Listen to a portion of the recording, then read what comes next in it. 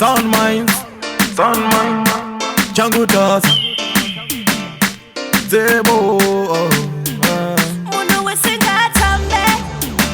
Black Stallion, hey, munu wesingatambe, hey, Tisumalayan, J4X, Munu wesingatambe, Munu wesingatambe, Imomomo dance flow, Munu wesingatambe, Munu wesingatambe, Why muri gunyara, Munu wesingatambe, Munu wesingatambe, Imomomo dance flow, Munu wesingatambe, Munu wesingatambe, Why muri gunyara. Mambo kazi vachune vanukadzi pavanotamba dai vabvisa nyadzi vavasatombo patapana kana njodzi kocha tinenge tichida kufara vadzi makenga maoko mdenga kana une wako akapenga wanokuwainira asinga pakufaira akenten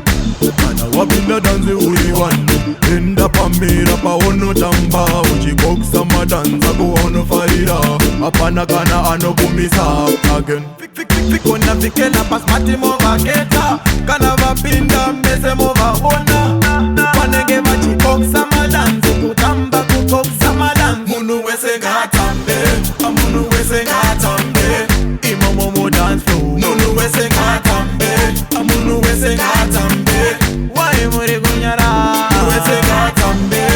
munu wese ngatambe imomomo dance flow munu wese ngatambe munu wese ngatambe why muri gunyara sibotoro nasinda tibodo ndikuda kutamba nezvimoko handidi kuzoita kunge mboko nakutaba, madanzi ane moto handidi vanorwa kana sonakidza ndinoda zvingopera zvichinakidza atede vanoshamsira vanotovadambura munu wesingatambe, munu wesingatambe, munu wesingatambe, munu wesingatambe, munu wese ngatambe munu wese ngatambe